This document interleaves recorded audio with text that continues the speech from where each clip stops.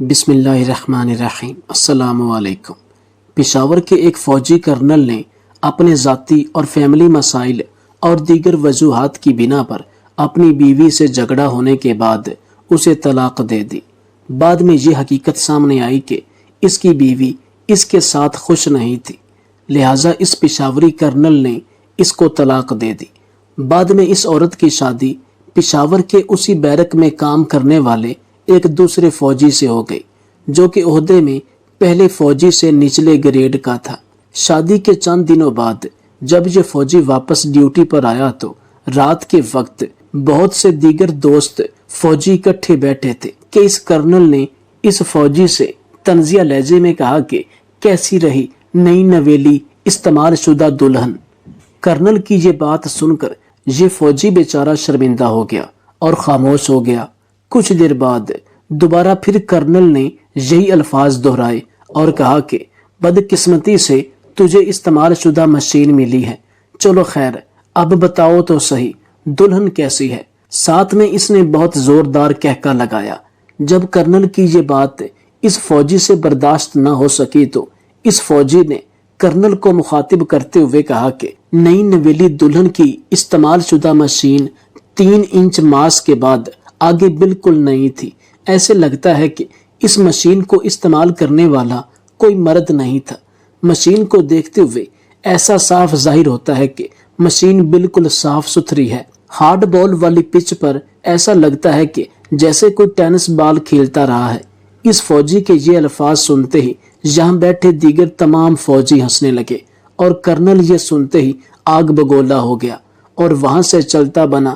یقیناً اس کرنل کو یہ سوال کرنے پر ہمیشہ شرمندگی کا سامنا کرنا پڑے گا، کیونکہ جتنے لوگوں نے یہ بات سنی ہے ان سے نظریں ملاتے وقت یہ کرنل ہمیشہ شرمندگی محسوس کرے گا اور اپنی ذات میں بھی یہ سوال کرتا ہوگا کہ میں نے یہ گھٹیا سوال کیوں اس فوجی سے کیا، جبکہ وہ عورت اس کی عزت بن چکی ہے اور اس کی حفاظت کرنا اب اس فوجی کی ذمہ داری ہے۔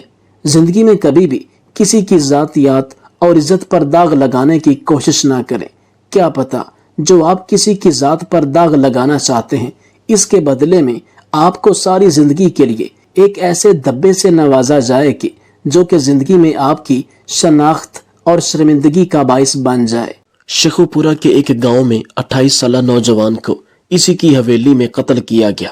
قاتل نے ایک عجیب و غریب کام کیا اور قتل کرنے کے بعد اس نوجوان کا نفس کاٹ کر اپنے ساتھ لے گیا، پھر اس نوجوان کے سینے پر ایک سرخ رنگ کا رومال ڈال کر بھاگ گیا۔ پورا گاؤں اس قتل پر حیران تھا، کیونکہ نوجوان ایک تہجد پڑھنے والا نیک شخص تھا۔ زندگی میں اس نے کسی کے ساتھ جھگڑا نہیں کیا تھا۔ پولیس نے تفتیش کرنے کے لیے پورے گاؤں کو گھیرے میں لے لیا۔ ایک امام مسجد نے دوران تفتیش پولیس کو بتایا کہ مقتول روزے دار تھا، زندگی میں اس نے کبھی روزہ قضا نہیں کیا تھا، مگر کل افطاری کے بعد وہ کہنے لگا کہ بعض لوگ ایک چھوٹی سی بات کو برسوں یاد رکھتے ہیں، بدلے کے انتظار میں اپنی زندگی کو عذاب بناتے ہیں۔ حالانکہ سوشل معاملات میں بھول جانا، معاف کر دینا انجام کے لحاظ سے دنیا اور آخرت میں سب سے بہتر ثابت ہوتا ہے، پھر بھی بعض باتیں بھلانا مشکل ہوتی ہیں۔ بعض لوگ ہوتے ہیں جو بھولنے کا فن نہیں جانتے، چھوٹی سی بات کو یاد رکھتے ہیں، اپنے وقار کا مسئلہ بنا لیتے ہیں اور اسے ہمہ وقت یاد کرتے رہتے ہیں۔ یہ واقعہ بھی ایک ایسی ہی چھوٹی سی بات سے شروع ہوا۔ سردیوں کے دن تھے اور گلی بازار جلدی سنسان ہو گئے تھے۔ رات کے 8 اور 9 بجے کے درمیان مجھے ایک قتل کی اطلاع ملی۔ میں چند آدمیوں کو ساتھ لے کر جائے وقوع پر جا پہنچا۔ لاش حویلی کے وسیع صحن کے ایک کونے میں پڑی تھی۔ صحن کچا تھا، ایک طرف چھپر کے نیچے درجن کے قریب مویشی بندھے ہوئے تھے، دوسری طرف چارے کا ایک ڈھیر لگا ہوا تھا۔ کونے میں جلانے والی لکڑیاں رکھی گئی تھیں۔ لکڑیوں کے قریب ایک کھرلی اوندھی پڑی تھی۔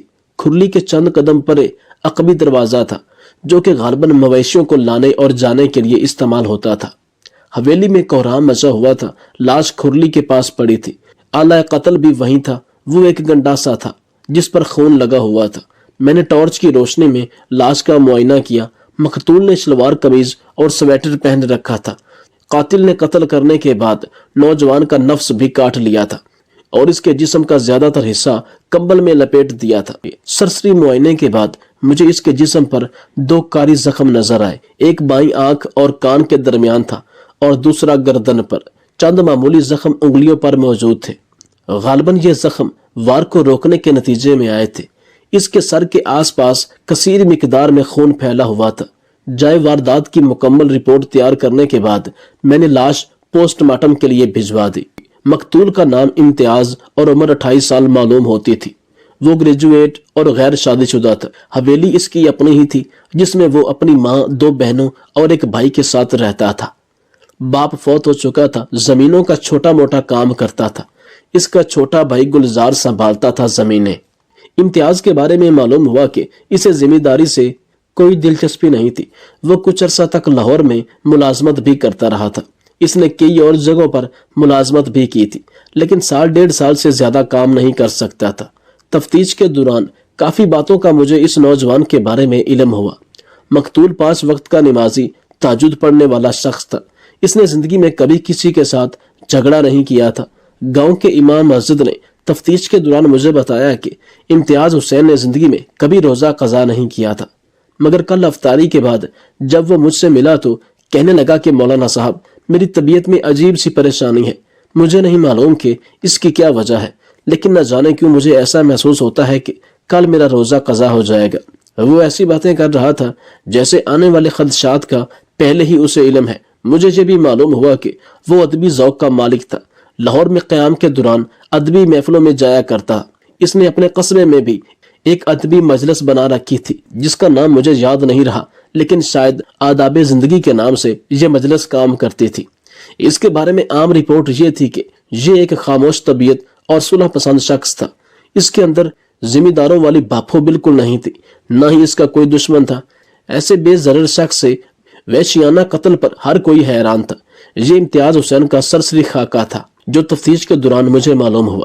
وہ سردیوں کی رات تھی اور لوگ اپنے گھروں میں انگیٹھیوں کے سامنے یا لحافوں میں دب کے بیٹھے تھے۔ سب سے پہلے یہ جاننا ضروری تھا کہ اس ٹھنڈی ہوئی رات میں امتیاز حسین باہر کیا کر رہا تھا۔ کیا وہ اکیلا تھا یا اس کے ساتھ کوئی اور بھی تھا؟ گھر والوں نے مجھے بتایا کہ جب وہ چیخنے کی آواز سن کر باہر نکلے تو پچھلا دروازہ کھلا ہوا تھا۔ قاتل یا تو دیوار پھلانگ کر اندر داخل ہوا تھا اور اپنا کام کر کے دروازے کے راستے باہر چلا گیا، اور یا پھر امتیاز حسین نے خود اسے اندر بلایا تھا۔ باہر کی کارروائی مکمل کرنے کے بعد میں اندر جا کر بیٹھ گیا اور پہلے امتیاز حسین کی ماں سے کچھ سوالات کیے۔ ان کا نام ساجدہ بی بی تھا۔ وہ 55-56 برس کی مضبوط حوصلہ مند عورت تھی۔ کچھ پڑھی لکھی نہیں تھی، لیکن اس وقت اس کا غم سے برا حال تھا۔ میں نے اسے صبر کی تلقین کی اور پوچھا کہ اتنی سردی میں ان کا بیٹا باہر کیوں گیا تھا؟ ہمیں کچھ پتہ نہیں چلا کہ وہ کب باہر گیا تھا، اس نے جواب دیا۔ ہم تو یہ سمجھ رہے تھے کہ وہ اپنے کمرے میں جا کر سو گیا۔ 7 بجے کے قریب ہم نے کھانا کھایا۔ کھانا کھانے کے بعد وہ اسی کمرے میں بیٹھ کر کتاب پڑھتا رہا۔ اس کے بعد ادھر پچھلی طرف اپنے کمرے میں چلا گیا۔ میں نے برتن سمیٹے، چند چھوٹے موٹے کام نمٹائے اور جا کر اپنے بستر پر لیٹ گئی۔ میری چھوٹی بیٹی سعیدہ میرے ساتھ والے بستر پر سوتی تھی۔ وہ کچھ دیر تک میرے ساتھ باتیں کرتی رہی، پھر میری آنکھ لگ گئی۔ تھوڑی دیر بعد سعیدہ نے میرا کاندھا ہلایا اور کہنے لگی کہ باہر کسی کے چیخنے کی آواز آئی ہے۔ گلزار حسین اور اس کی بیوی ہمارے ساتھ والے کمرے میں سوتے ہیں۔ چیخنے کی آواز گلزار نے بھی سنی تھی۔ وہ بھاگا بھاگا میرے کمرے میں آیا اور ٹارچ اٹھا کر باہر چلا گیا۔ ہم بھی اس کے پیچھے باہر سین میں پہنچ گئے۔ پہلے تو ہمیں کچھ نظر نہ آیا۔ باہر کا دروازہ کھلا دیکھ کر گلزار آگے بڑھا تو اس کی اپنے بھائی کی لاش پر نظر پڑی۔ وہ خون میں لت پت پڑا تھا، کسی ظالم نے اسے ذبح کر ڈالا تھا۔ میں نے پوچھا امتیاز حسین کی کسی کے ساتھ دشمنی؟ اس نے نفی میں سر ہلایا۔ کسی سے کوئی دشمنی نہیں تھی، آپ پورے محلے سے پوچھ لیں، ہر شخص میرے لال کی تعریف کرے گا۔ بہت مسکین قسم کا آدمی تھا، اس نے کبھی کسی کو تکلیف نہیں پہنچائی تھی۔ آپ کے خیال میں وہ اس سردی میں باہر کیا کرنے گیا تھا؟ اس نے جواب دینے میں تھوڑی سی ہچکچاہٹ کا اظہار کیا، پھر بولی پتہ نہیں، ہو سکتا ہے ٹہلنے گیا ہو۔ میں نے محسوس کیا کہ وہ کوئی بات چھپا رہی تھی۔ آپ کا چھوٹا بیٹا تو شادی شدہ ہے؟ میں نے کہا۔ امتیاز حسین کی ابھی تک شادی کیوں نہیں ہوئی؟ وہ کچھ دیر خاموش بیٹھی اور اس کے بعد کہا، تھانے دار صاحب، جب اولاد پڑھ لکھ جاتی ہے تو پھر ان کی پسند ان پڑھ ماں باپ کی سمجھ سے باہر ہو جاتی ہے۔ امتیاز کی شادی تو 15 سال پہلے ہی ہو جاتی، لیکن شاید قدرت کو منظور نہیں تھا۔ اسے کوئی لڑکی پسند آئی تھی۔ یہ بھی ہو سکتا ہے کہ وہ کسی ایسی لڑکی کو پسند کرتا ہو جسے آپ نے ناپسند کیا ہو۔ تھانے دار صاحب، میں کسی کی بہو بیٹی کا نام بدنام نہیں کرنا چاہتی۔ اس کا مطلب یہ تھا کہ کوئی لڑکی بیچ میں ضرور تھی، مگر وہ اس کا نام نہیں لینا چاہتی تھی۔ میں نے اس سے کچھ سوالات کیے، مگر کوئی ایسی بات معلوم نہ ہو سکی جو قاتل یا مجرم پر روشنی ڈالتی ہو۔ میں نے اسے دوسرے کمرے میں بھیج دیا اور اس کے بیٹے گلزار حسین کو بلایا۔ وہ 24 برس کا ترومند شخص تھا۔ اس نے بڑی بڑی مونچھیں رکھی ہوئی تھی اور پہلوانوں کی طرح کوہنیاں نکال کر چلتا تھا۔ مجھے فوراً خیال آیا کہ کہیں یہ جائیداد کا چکر نہ ہو۔ گلزار حسین نے جائیداد کی خاطر بھائی کو ٹھکانے نہ لگا دیا ہو۔ گلزار حسین، مجھے تمہارے بھائی کی موت پر بہت دکھ ہوا۔ میں نے کہا، ظاہر ہے جتنا دکھ تمہیں ہوا ہے اتنا کسی اور کو نہیں ہو سکتا، کیونکہ وہ تمہارا سگا بھائی تھا، تمہارا بازو تھا، تمہارا خون تھا۔ میں تم سے چند سوالات کرنا چاہتا ہوں، بہت سوچ سمجھ کر بڑے اطمینان سے جواب دینا۔ ہو سکتا ہے کہ اس کے قتل کا سراغ لگانے میں کچھ کامیابی مل سکے۔ تمہاری ماں نے مجھے بتایا کہ تم نے چیخنے کی آواز سنی تھی اور سب سے پہلے تم بھاگ کے آئے تھے۔ باہر تم نے کیا دیکھا؟ تھانے دار صاحب، باہر اندھیرا تھا۔ اس نے اطمینان سے کہا۔ میں ٹارچ لے کر باہر گیا اور ادھر ادھر دیکھا، پچھلے دروازے کی طرف گیا۔ میرے دل میں یہ خیال تھا کہ کوئی مویشی چوری نہ ہو گیا ہو۔ پچھلا دروازہ چوپٹ کھلا تھا۔ میں نے مویشیوں کی طرف نگاہ دوڑائی تو وہ سب ٹھیک ٹھاک تھے۔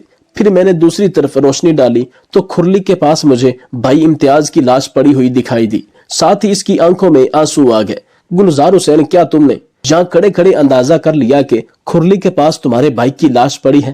اندازہ تو مجھے یہی سے ہو گیا تھا، لیکن شکل میں نے آگے جا کر ہی دیکھی تھی۔ وہ میرے سوال کا مقصد سمجھ چکا تھا۔ گلزار حسین، میں نے سنا ہے کہ تمہارا بھائی بہت صلح پسند اور شریف آدمی تھا۔ وہ بہت اچھا انسان تھا، اس کی کسی کے ساتھ دشمنی نہیں تھی۔ تمہارے خیال میں اس کے قتل میں کس کا ہاتھ ہو سکتا ہے؟ آپ کے اس سوال کا جواب دینا بہت مشکل ہے۔ بھائی امتیاز کا ویسے تو کوئی دشمن نہیں تھا، مگر دلوں کا حال خدا جانے۔ میں کیا جان سکتا ہوں؟ انسان نے جہاں اتنے دوست پالے ہوئے ہوتے ہیں وہاں ایک آدھ دشمن بھی ہوتا ہے۔ جائیداد اور زمینوں کا انتظام کس کے ہاتھ میں ہے؟ تھانے دار صاحب، میرا بھائی اعلیٰ تعلیم یافتہ تھا، لیکن اس کا مزاج بہت مختلف تھا۔ اسے ذمہ داری کے معاملات میں کوئی دلچسپی نہیں تھی، نہ ہی وہ یہ کام کر سکتا تھا۔ اصولاً تو جائیداد کا سارا انتظام بڑے بھائی کو سنبھالنا چاہیے تھا، لیکن عملاً یہ سب کچھ میرے ہاتھ میں تھا، میں ہی کر رہا تھا۔ میں 7-8 جماعتوں سے اوپر نہ بڑھ سکا، مگر زمینوں کا انتظام سنبھالنے میں مجھے کوئی مشکل نہیں پیش آئی، کیونکہ تمہارا بھائی زمینوں میں دلچسپی نہیں لیتا تھا۔ اس لیے اسے کم از کم یہ دلچسپی تو ضرور ہوگی کہ اس کے حصے کی جائیداد اسے مل جائے، یعنی اس کے حصے کی زمین کی قیمت مل جائے۔ میں نے کبھی ایسی بات نہیں کی۔ اگر وہ اپنا حصہ مانگتا تو ہم انکار نہ کرتے۔ گلزار حسین، کیا تمہارا بھائی اکثر رات کو باہر بیٹھتا یا آج پہلا موقع تھا؟ اس بات کا جواب دینے میں اس نے قدرے توقف کیا، پھر بولا، مجھے کسی کی جاسوسی کرنے کی عادت نہیں، نہ ہی مجھے یہ معلوم ہے کہ بھائی امتیاز رات کہاں جاتا تھا اور کہاں بیٹھتا تھا۔ میں نے گلزار حسین سے کہا کہ وہ چند منٹ کے لیے اپنی بیوی کو میرے پاس بھیج دے، میں اس سے چند باتیں کرنا چاہتا ہوں۔ وہ پہلے تو تھوڑی دیر ہچکچایا، پھر میرے تیور دیکھ کر اپنی بیوی اور بڑی بہن کو بلا رہا ہے۔ اس کی بیوی کا نام خیرالنساء اور بہن کا نام نذیر بیگم تھا۔ دونوں نے گرم شالیں اوڑھی تھیں اور گھونگھٹ نکالے ہوئے تھے۔ میں نے گلزار حسین کو باہر بھیج دیا۔ خیرالنساء سے پوچھا، بی بی کیا تم نے بھی چیخیں سنی؟ اس نے نفی میں سر ہلایا، بولی جی نہیں، میں نے کوئی آواز نہیں سنی، میں سو چکی تھی۔ میں نے پوچھا، اس وقت تمہارا شوہر کہاں تھا؟ وہ سونے سے پہلے مویشیوں کو دیکھنے اور دروازہ بند کرنے کے لیے جایا کرتا تھا۔ جب واپس آئے تو میں سو چکی تھی۔ اس کا مطلب یہ تھا کہ گلزار حسین نے پورا سچ نہیں بولا تھا۔ اگر وہ مویشیوں کو دیکھنے اور دروازہ بند کرنے گیا تھا تو اس نے یقیناً امتیاز کو کھرلی میں بیٹھے دیکھا ہوگا۔ میں نے نذیر بیگم سے پوچھا، کیا تم نے بھی چیخنے کی آواز سنی؟ میں نے چیخ کی آواز تو نہیں سنی، لیکن جب سیدہ نے بتایا کہ باہر سے کسی کے چیخنے کی آواز آئی تو میری نیند اڑ گئی۔ میں نے پوچھا، تمہارا بھائی گلزار حسین اس سے کتنی دیر بعد تمہارے کمرے میں آیا؟ اس نے جواب دیا کہ شاید 2 سے 3 منٹ بعد آیا ہوگا۔ میں نے اندازہ لگا لیا، کوئی بھی شخص گنڈاسے سے وار کر کے 2 منٹ کے اندر کمرے میں پہنچ سکتا ہے۔ مجھے خیال آیا کہ گلزار حسین کو پوچھ گچھ کے لیے حراست میں لینا چاہیے۔ ابتدائی علامتیں اس کی طرف اشارہ کر رہی تھیں، لیکن پھر میں نے سوچا کہ مزید شواہد کے بعد ہی ایسا کرنا مناسب ہوگا۔ حویلی سے فارغ ہو کر جب میں باہر نکلا تو ASI نے مجھے بتایا کہ سر مجھے ایک سراغ ملا ہے۔ میری ہدایت پر وہ آس پاس کے لوگوں سے پوچھ گچھ کرتا رہا تھا۔ میں نے پوچھا کیا سراغ ملا؟ ادھر ایک شخص شاہدین اس کا نام ہے، ASI نے کہا کہ حویلی میں شور اٹھنے کے تھوڑی دیر پہلے اس نے ایک عورت کو گلی میں تیز تیز چلتے دیکھا۔ اچھا، اس سے کیا ثابت ہوتا ہے؟ گلی میں تیز چلنا کوئی جرم نہیں۔ شاہدین کے خیال میں وہ مشکوک عورت ہے۔ شاہدین کا گھر اسی گلی میں ہے۔ وہ ڈیڑھ عمر کا ایک آسودہ حال کاروباری شخص تھا۔ اس نے ہمیں بیٹھک میں بٹھایا۔ جی میں اس عورت کے بارے میں پوچھنے آیا ہوں جسے آپ نے گلی میں تیز تیز چلتے دیکھا تھا۔ کیا آپ اس عورت کو جانتے ہیں؟ وہ بڑی فتنہ ہے تو وہ عورت، لیکن اگر وہ ابھی آپ کے سامنے آ جائے تو آپ کہیں گے کہ وہ کوئی 21-20 سال کی نوجوان کنواری لڑکی ہے، حالانکہ 2 شادیاں کر چکی ہے۔ ایک لڑکا پہلے شوہر سے ہے، اس کی عمر 12-13 سال ہے، اور دوسرے شوہر سے ایک لڑکی ہے۔ میں اصل موضوع کی طرف آتے ہوئے بولا، شاہ جی اس لڑکی یا عورت کا قتل کے معاملے سے کیا تعلق ہے؟ تعلق تو تھانے دار جی آپ کو تلاش کرنا ہے، مگر معاملہ بڑا گہرا ہے۔ میں نے سنا ہے کہ امتیاز حسین اس لڑکی سے شادی کرنا چاہتا تھا، مگر بات کسی وجہ سے نہ بن سکی۔ اس لڑکی کا نام کیا ہے اور کہاں رہتی ہے؟ میں نے پوچھا۔ اس کا نام شاہدہ شکور ہے، 7 والی گلی میں بیوہ ماں کے ساتھ رہتی ہے۔ میں وہاں سے رخصت ہوا اور شاہدہ شکور کے دروازے پر جا پہنچا۔ دستک کے جواب میں ایک خوش شکل ادھیڑ عمر کی عورت نے دروازہ کھولا۔ اس نے گرم چادر اوڑھ رکھی تھی۔ میں نے اپنا تعارف کرانے کے بعد کہا کہ میں شاہدہ شکور سے بات کرنا چاہتا ہوں۔ اس نے کہا کہ وہ گھر پر نہیں ہے، میں اس کی ماں ہوں، آپ کو جو پوچھنا ہے آپ مجھ سے پوچھ سکتے ہیں، کوئی خاص بات نہیں ہے۔ آپ کی بیٹی کہاں گئی ہے؟ عورت نے ناگواری سے کہا، آپ کو اس سے کیا مطلب؟ ہم عزت دار لوگ ہیں، کسی غیر مرد کو اپنی بہو بیٹیوں کے ساتھ بات کرنا پسند نہیں کرتے۔ میری بیٹی سے آپ کو کیا کام ہے؟ خالہ، ہم بے مقصد کسی کا دروازہ نہیں کھٹکھٹاتے۔ آپ کے محلے میں امتیاز حسین نامی ایک شخص کا قتل ہوا، اور صرف اکیلا قتل ہی نہیں۔ پھر میں خاموش ہو گیا۔ کسی نے ہمیں بتایا کہ واردات کے وقت اس نے آپ کی بیٹی کو گلی سے گزرتے ہوئے دیکھا ہے۔ عورت بھڑک اٹھی، بولی کیا نام ہے اس کا؟ آپ کی بہن کے بارے میں اگر کوئی ایسی بات کرے تو آپ برداشت کر پائیں گے؟ ذرا اس کو سامنے تو لائیں۔ میں نے اس کا منہ نہ توڑ دیا تو میرا نام بدل دینا۔ شرم ان لوگوں کو آنی چاہیے جو دوسروں کی بیٹیوں کو تاکتے ہیں۔ اب گلیوں میں چلنا کیا گناہ ہے؟ وہ خاصی منہ پھٹ عورت تھی۔ میں نے ذرا سخت لہجے میں کہا، بی بی زیادہ شور نہ مچاؤ، انسان کی عزت اپنے ہاتھ میں ہوتی ہے۔ ہم تمہاری بیٹی سے صرف یہ پوچھنا چاہتے ہیں کہ اس نے کسی مشکوک آدمی کو گلی میں سے گزرتے ہوئے دیکھا یا نہیں، بس اتنی سی بات ہے۔ وہ اس وقت ہے کہاں؟ کس ذلیل نے بکواس کی ہے؟ میری بیٹی تو شام کے وقت ماموں کے گھر چلی گئی ہے، اور ہم شریف لوگ ہیں، آپ دوبارہ ہمارے دروازے پر نہ آئیں۔ ہمارا مشکوک لوگوں سے کوئی واسطہ نہیں ہے۔ وہ عورت کسی شخص کے بقول پروں پر پانی نہیں پڑنے دیتی تھی۔ میں اس کے ساتھ سخت رویہ بھی اختیار کر سکتا تھا، مگر اس کا کوئی جواز نہیں تھا۔ وہ لڑکی کے ماموں یعنی اپنے بھائی کے گھر کا پتہ بتانے پر بھی تیار نہیں تھی۔ میں نے ASI سے کہا کہ وہ پڑوسیوں سے شاہدہ شکور کے ماموں کا پتہ معلوم کر کے وہاں جائے، اور صرف یہ پوچھ کر واپس آ جائے کہ لڑکی وہاں ہے یا پھر نہیں۔ ASI نے اس کے ماموں کے گھر کا پتہ کیا اور معلوم ہوا کہ شاہدہ شکور ادھر ہی موجود ہے۔ دوسرے ہی دن لیڈی پولیس کی مدد سے شاہدہ شکور کو گرفتار کیا گیا۔ وہ ایک عورت تھی، کب تک بات دل کے اندر رکھ سکتی تھی؟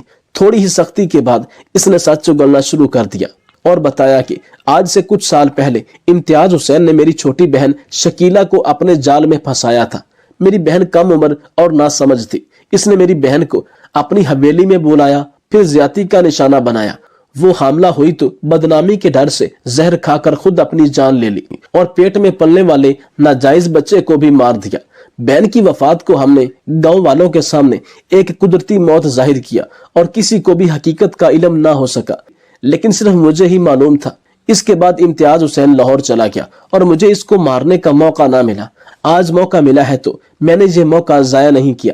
یہ امتیاز حسین کا آخری گناہ تھا، اور اس کے بعد وہ مکمل طور پر بدل چکا تھا، مگر وہ پھر بھی میری بہن کا گنہگار تھا اور میں اسے معاف کرنے والی نہیں تھی۔ اس طرح مجھے سارے معاملے کی سمجھ آ گئی، کیونکہ اس نے اپنے جرم کا اعتراف کر لیا تھا کہ اس کا نفس میں نے اسی وجہ سے کاٹا تھا کہ پورے گاؤں کے تمام مرد حضرات یہ سمجھ سکیں کہ یہ قدرتی موت نہیں تھی۔ مجھے یہ سب کرنے پر کوئی شکوہ یا شرمندگی نہیں ہے، بلکہ میں نے اپنی بہن کا بدلہ لیا ہے۔ اس میں کوئی شک نہیں کہ یہ اپنے کیے گئے گناہ کی سزا بھگتے گی، لیکن یہ بھی اٹل حقیقت ہے کہ کسی کے ساتھ کی گئی زیادتی وقتی طور پر تو چھپ سکتی ہے، لیکن ایک نہ ایک دن اس کا بدلہ ضرور چکانا پڑتا ہے۔